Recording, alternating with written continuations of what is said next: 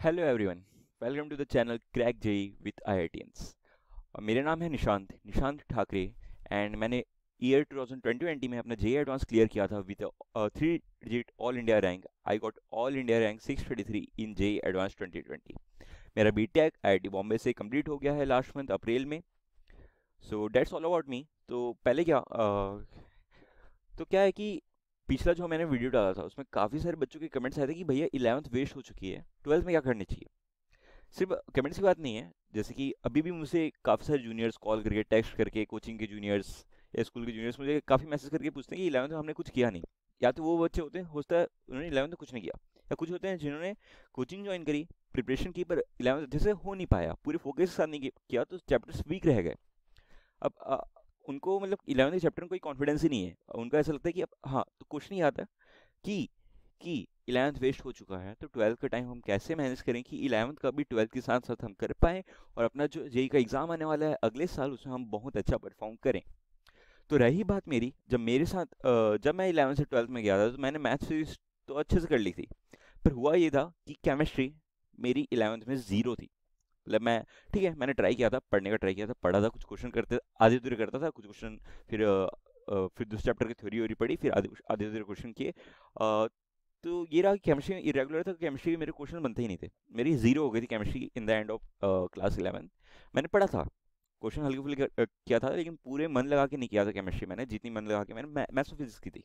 ठीक है, ये एग्जाम्पल लेके चल रहा हूँ। उसके बाद मैंने, जब मेरी 11th केमिस्ट्री बिल्कुल जीरो थी, जब टेस्ट हुआ करते थे कि 11th के सिलेबस की 12th जैसे ही स्टार्ट हुआ तो कोचिंग में जो टेस्ट हुआ करते थे उसमें कुछ चैप्टर्स 12 के पूछे जाते हैं, कुछ चैप्टर्स 11th के पूछे जाते हैं।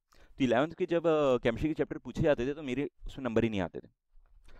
तो चीज़ क्या है, पहले पहली बात ये समझो कि 11th में जिन्होंने भी पूरी पूरी फोकस के साथ 11th अपना दिया है, पूरी वो ऑब्वियसली आपसे अभी इस रेस में, अगर इसको आप रेस की तरह लो, इस कंपटीशन में वो आपसे अभी आगे हैं। ये आपको फर्स्ट चीज़ आपको एक्सेप्ट करनी पड़ेगी कि वो आपसे अभी आगे हैं। तो आपके पास अभी जितना भी टाइम बचा है अगले 1 साल का, और जितने भी रिसोर्सेस हैं आपके पास, रिसोर्सेज बोलने से आपको आपकी कोचिंग, आपकी बुक, आपका गाइडेंस, आप आपकी डाउट सॉल्व करने वाले जो भी रिसोर्स हैं आपके पास, या online coaching, online videos, online lectures, तो आपके जो भी रिसोर्स हैं, जितना भी टाइम है आपके पास, उस टाइम और रिसोर्स का यूज़ करते हुए आप जितना अपना बेस्ट दे सकते हो वो आपको बेस्ट देना है। तो रही बात मैंने कैसे रिकवर किया कि मेरी 11th केमिस्ट्री वीक हो गई, तो पहली चीज़ इंपॉर्टेंट ये है, पहली चीज़ ये समझो, 11th का सिलेबस ऑलमोस्ट होता है 50% और 12th का भी सिलेबस होता है ऑलमोस्ट 50%।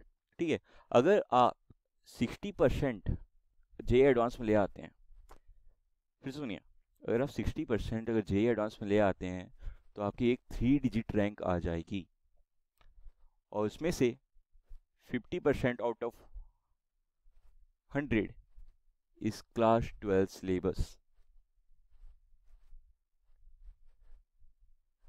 बाकी आपने मान लो रेस्ट 11th में 50 में से आपने 35 भी कर लिया, 30 भी कर लिया, है ना। तो आप अगर 80% के लिए भी अगर प्रिपेयर्ड हैं तो it is well and good, क्योंकि आपको सिर्फ 60% मार्क्स लाने हैं जे एडवांस में। सो वाई जो जो गलती आपने 11th में की है वो गलती आप 12th में बिल्कुल भी ना करें। अगर 11 चैप्टर्स तो हो गए वीक, ओके, सो वो तो हमको पढ़नी है, 12th के साथ हमको 11th भी पढ़ना ही है, बट एक चीज़ ये है कि 11th का पढ़ने के चक्कर में 12th के जो चैप्टर्स अभी चल रहे हैं उनमें थोड़ी सी भी मतलब लेक ऑफ डिसिप्लिन नहीं आनी चाहिए, लापरवाही नहीं आनी चाहिए। क्योंकि मैंने आपको बताया 50% सिलेबस 12th, और आपको सिर्फ 50 to 60% मार्क्स लाने जेई एडवांस में, जो आपकी 3 रैंक ला देंगे। अगर आप आपको डाउट हो रहा है तो मार्क्स वर्सेस रैंक आप पिछले कुछ 5-6 सालों को जेई एडवांस को जाके देख लीजिए कि कितने परसेंट मार्क्स में कितना आपका जेई का रैंक आता है। सो एक बात क्लियर है, जो गलती आपने 11th की वो गलती आपको 12th में पहली बार नहीं करनी है। 12th का सिलेबस आपको बहुत अच्छे से करना है, और आपको अगर डाउट होता है कि प्रिपरेशन अच्छे से की कैसे आती है, कोई चैप्टर भी चल रहा है 12th में, कोई फ्रेश फ्रेश चैप्टर चल रहा है तो उसको की कैसे आनी चाहिए, तो उसके ऊपर मैंने एक वीडियो बना रखा है। इसमें मैंने बताया है कि प्रिपरेशन की कैसे आती है, और बुक्स कौन सी लगानी है, चैप्टर को किस तरीके से अप्रोच करना है, किस तरीके से टेस्ट को अप्रोच करना है। मैंने सब कुछ एकदम डिटेल में एक्सप्लेन किया है कि जेई का प्रिपरेशन कैसे किया जाता है, तो एक बार जाइए उसको देख लीजिए। हाँ, तो पॉइंट यही है कि आपका 12th में थोड़ी सी भी लापरवाही ना रहे। हाँ, उसके अलावा अब अब आते हैं कि 11th का चैप्टर कैसे कवर करें। करेक्ट। अब आते हैं 11th का चैप्टर कैसे कवर करें। ये देखो 12th आप पढ़ रहे हो, आपकी दिन की मान लो 10 से 12 घंटे की सेल्फ स्टडी है। वो जरूरी है क्योंकि आपका हर दूसरा कंपटीशन भी 10 से 12 घंटे हर दिन पढ़ रहा है। हो सकता है कि कुछ लोगों को फोकस अच्छा रहता है, जो बाकी लोग 4 घंटे में पढ़ते हैं वो आप 2 घंटे में पढ़ ले, हो सकता है, पॉसिबल है। बट अराउंड 8 to 12 आवर्स की आपकी सेल्फ स्टडी होती है, तो उसका आप 80% टाइम, मतलब आप 10 घंटे पढ़ रहे हैं तो उनमें से 7-7 घंटा आप 12th का अच्छे से पढ़िए, जो चैप्टर्स अभी चल रहे हैं उनको आप अच्छे से करिए। बट बाकी का आप दिन का 1 घंटा, 2 घंटा, है ना, अगर कोचिंग भी आपकी 6 घंटे की कोचिंग है, 6 घंटे का स्टडी का टाइम है, तो आप 5 घंटे आप 12 का पढ़ रहे हैं, तो 1 घंटा आप निकालिए 11th का पढ़ने के लिए। ठीक है। और उसमें भी क्या करना है, ये देखो, आपके पास समय कम है, आपको 12 को चैप्टर अच्छे से करना है, 11 के चैप्टर के लिए आप दिन का बस 1 से 2 घंटा निकाल पा रहे हैं। ठीक है। मैंने तो ऐसा किया था अपना केमिस्ट्री मेरा वापस से स्ट्रॉन्ग करने के लिए, मैं तो ऐसा करता था। ठीक है। आपको लग रहा है 6 घंटे में 1 घंटे देना से कुछ हो नहीं रहा है, तो ठीक है, आप 2 घंटा दे लो, आपको टाइम मैनेज आपको ही करना है।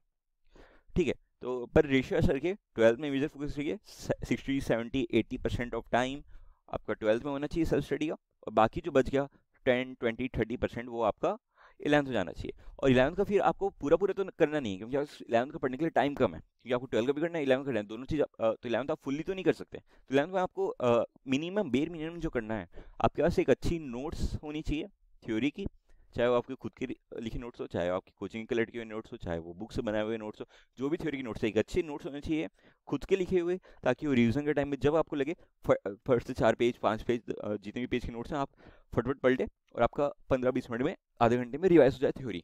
ठीक है। वो आपके नोट्स होने चाहिए, अगर नहीं है तो आप बनाएंगे। बनाने के लिए आप हो सकता है लेक्चर्स रेफर कर लें, जो भी आप लेक्चर रेफर कर रहे हैं, या फिर आप बुक रेफर कर लें। ठीक है। अगर मैं तो कहता हूँ, अगर आप कोचिंग में है तो कोचिंग वाला दोबारा आपको 11th को जाके पढ़ाएगा नहीं, तो आप क्या करें, आपके जो नोट्स हैं उसको देखें, अगर वो अच्छे से नहीं बने पहले आप बुक से पढ़ें, बुक में जो टॉपिक डिफर कर रहे हैं वो टॉपिक्स को आप सर्च करें, और सर्च करिए उस टॉपिक को पढ़ लें, उस टॉपिक को जो समझ में नहीं आ रहा है। पूरी पूरी लेक्चर आप 11th के देखने में बैठ नहीं सकते इस पॉइंट पे। ठीक है। अगर कुछ क्रैश कोर्स टाइप का बन रखा है, अगर आपको लगता है वो सही है, तो आप वो भी कर लिया। ठीक है। तो मैं क्या कह रहा हूँ, 11th में आपके पास एक सॉलिड रेफर करने के लिए आपके नोट्स या किसी के भी नोट्स या रेफर करने के लिए एक सॉलिड थ्योरी आपकी कहीं ना कहीं होनी चाहिए, जिसको आप रेफर करेंगे, उतना कर लिया। अब बहुत सारी डीपीपीज, बहुत सारी बुक्स आप नहीं बना सकते। मैं तो कहता हूँ, अगर आप ज़्यादा ही डर रहे हैं ना कि कैसे किया जाए, सीधा आप जंप करिए प्रीवियस ईयर क्वेश्चंस पे। वो कौन से क्वेश्चन है जो सबसे ज़्यादा रिलेवेंट है, जो उन क्वेश्चन से जो एग्जाम में आते हैं, वो है प्रीवियस ईयर क्वेश्चंस, क्योंकि खुद वो क्वेश्चन एग्जाम्स में आए। ठीक है। तो वो सबसे ज़्यादा रिलेवेंट और सबसे ज़्यादा क्लोज इनफ क्वेश्चन है जो एक्चुअल एग्जाम में पूछे जाते हैं, उनसे ज़्यादा क्लोज कुछ भी मटेरियल नहीं होगा, क्योंकि वो खुद एग्जाम में पूछे गए हैं। सो गो फॉर एक अच्छे से थ्योरी पढ़िए। ठीक है। बुक से पढ़ लीजिए, लेक्चर से पढ़ लीजिए, जैसा आपको ठीक लगे वैसा कर लीजिए। इन द एंड आपके पास एक अच्छा नोट प्रिपेयर्ड होना चाहिए, जिसको आप कभी भी रिवाइज कर लें थ्योरी के लिए। तो उसके बाद फिर क्वेश्चंस के लिए आप डायरेक्ट पीआईक्यू में जंप कर सकते हैं फॉर क्लास 11th, बजाय कि आप कुछ भी 10 रिसोर्सेज 10 मटेरियल्स बना रहे हैं। तो तुरंत आप पीआईक्यू में जंप करिए। पीआईक्यू के भी अब इनफ क्वेश्चंस हो चुके हैं, मतलब जेई में हर साल कितने 8-8 शिफ्ट में होता है, करेक्ट। सो एंड वो भी 2 बार हो रहे हैं, तो यह है enough number of questions to practise from PIQs, और सबसे ज़्यादा रिलेवेंट क्वेश्चन है जो एक्चुअली एग्जाम में आने वाले हैं। सो गो फॉर देम।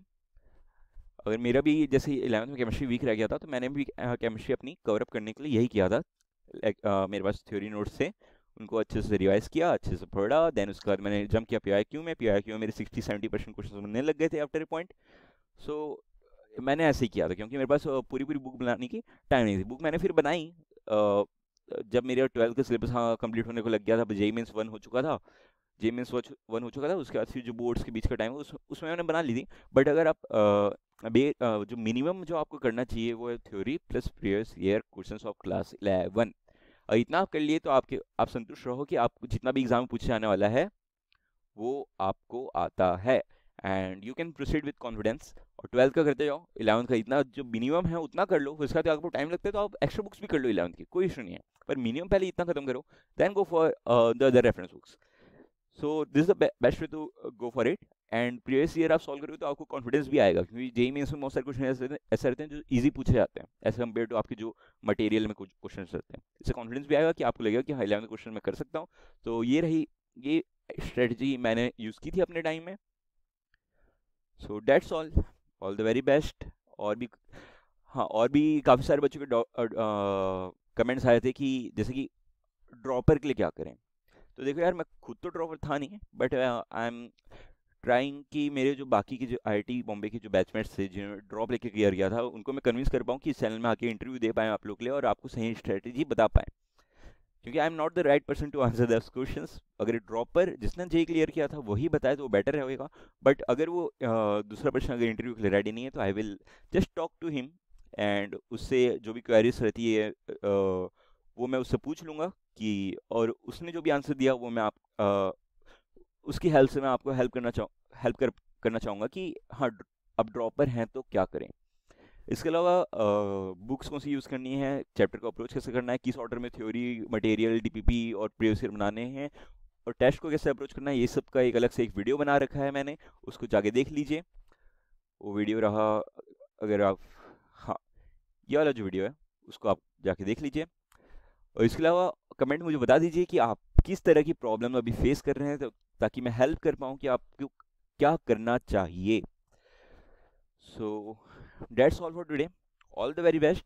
थोड़ी अब काफ़ी फ्रिक्वेंसी में वी आर ट्राइंग कि अब आने वाला जो वीक्स है, आने वाले जो डेज, उसमें काफ़ी अच्छी फ्रिक्वेंसी से वीडियोस आए। Apart from this tips and tricks from IITians, हम लोग लेक्चर्स भी रिलीज करेंगे, one shot videos and revision programs जो आईआईटियंस खुद पढ़ाएंगे।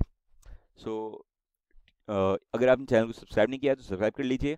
और हम एक एक फीडबैक को सीरियसली लेते हैं, जितने भी कमेंट्स आप लोग करते हैं हर एक फीडबैक को सीरियसली लेते हैं। फॉर एग्जांपल, जब हमने वेरी फर्स्ट वीडियो डाला था तो बहुत सारे लोगों ने बोला था कि ऑडियो क्वालिटी पे काम करने की जरूरत है। आई थिंक वो इशू पिछले 2-3 वीडियोस से तो नहीं आ रहा है, हमने उस पर काम किया। होप ये वाली वीडियो भी सही से चले। सो that's all,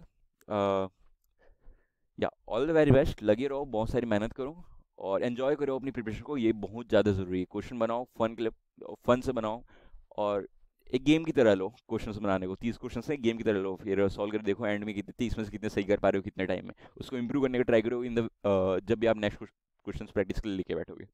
so that's all for today, all the very best, bye bye.